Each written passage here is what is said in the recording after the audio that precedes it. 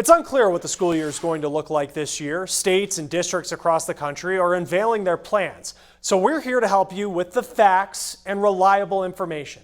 Our Safely Back to School reporting continues with two reports. First, Usher Qureshi reporting on warning signs that your child might not be ready to get back to the classroom.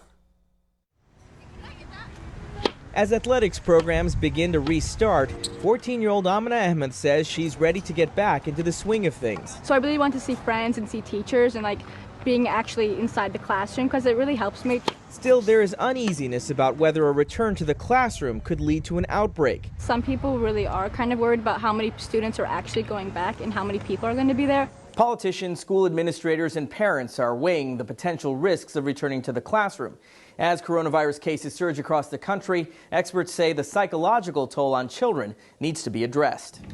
Dr. Tali Raviv is a child clinical psychologist who specializes in student mental health and resilience. One of the things that we're seeing a lot is that after being away from that routine for a long time, it is normal for families and for youth to be concerned about how is this going to be. The American Association of Pediatrics says the benefits of in-person learning outweigh the risks, and the AAP strongly advocates that all policy considerations for the coming school year should start with the goal of having students physically present in school.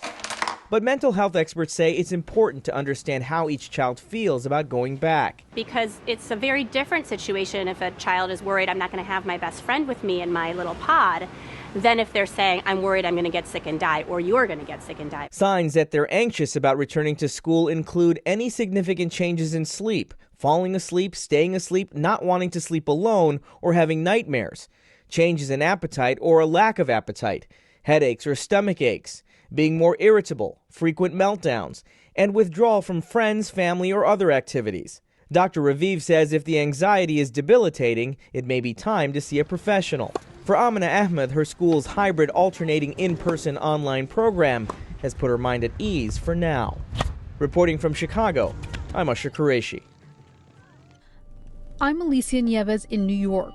For parents preparing to start this school year with their children at home remote learning, there are still concerns, especially with their children mentally and emotionally adapting to another semester distant away from their schoolmates and teachers. I am a parent myself. In addition to being a parent, Janine Dominguez is a clinical psychologist with the Child Mind Institute and knows from a psychologist's perspective, parents have very good reason to be concerned. For children and adolescents who have already had maybe prior to COVID happening, were more prone to anxiety or social anxiety or depression. Certainly this time, as you're a bit more isolated or not interacting with others. What are the top warning signs that parents should pay attention to? Further isolation in their room, not getting out of bed, not engaging in activities that they normally would have engaged in.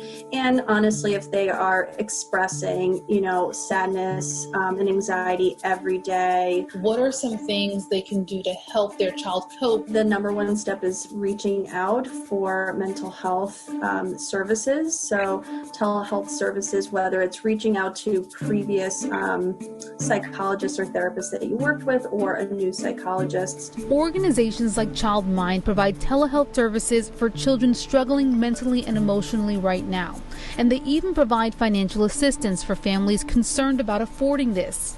But before it gets to that point where a child may need help, Dominguez says there are steps parents can take now to help their children better adjust to the start of the school year at home. Helping them to understand that there might be another time where we're doing this at home. What were your concerns last time? What worked well? What didn't? What do you think you're going to be feeling? Kids are resilient, and with the proper guidance, psychologists believe they can adapt to whatever schooling situation they'll be in this year.